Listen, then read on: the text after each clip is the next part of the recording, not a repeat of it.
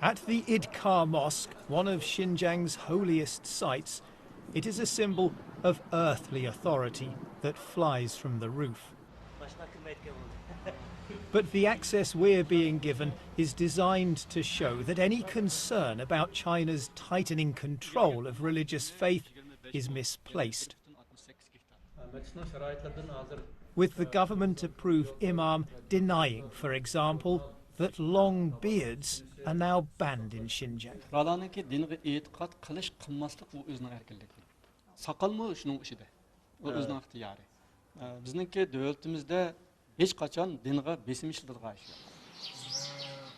When we break away from our official tour, however, along with the locked and deserted homes, we find clear evidence of the suppression of Islamic customs and beliefs.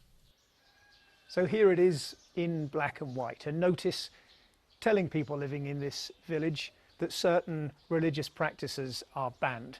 At this point here at number 10 says that the wearing of long beards for young men is not to be allowed. Close by, we find one of Xinjiang's many re-education camps into which hundreds of thousands of Uyghurs, Kazakhs and other Muslim minorities have disappeared. And there's this. Right across the region, mosques are being destroyed. Over the past 2 years in cities, towns and villages, dozens of religious sites once clearly visible on satellite images have been turned into patches of bare earth. China's case is laid out in gruesome detail in this exhibition, designed to prove that its policies in Xinjiang are a rational response to years of separatist violence. But access becomes far harder when we try to independently film the effects of those policies in the city of Keria. 为什么我们不会去清真寺吗？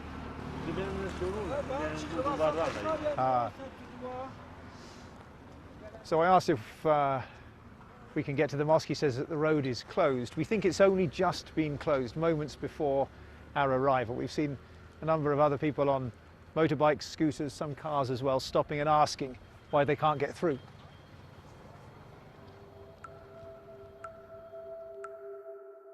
We're hoping to find out what's happened to this, the gatehouse of the city's Aitika Mosque.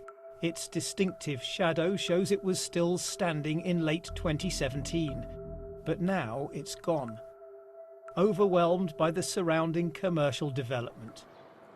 We managed to get close enough to film some of the building work.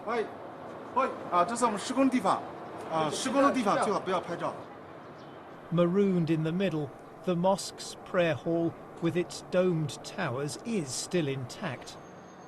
But there's construction machinery on the spot where the gatehouse once stood. Nearby, traditional Uyghur neighbourhoods are being demolished too. The old homes are visible in this image from 2 years ago. Whole swathes have disappeared just a few months later. This patch of land encapsulates perfectly the two driving forces of modern China: political stability and economic development. There's no doubting that these neighbourhoods were poor, but by demolishing them, by repressing the faith of those who lived in them, and by forcing hundreds of thousands of them into re-education, the concern is that a whole history and culture are being wiped out. In 2015, we filmed the crowds, young and old, turning up to pray at the Idkar Mosque. Beards were easy to spot.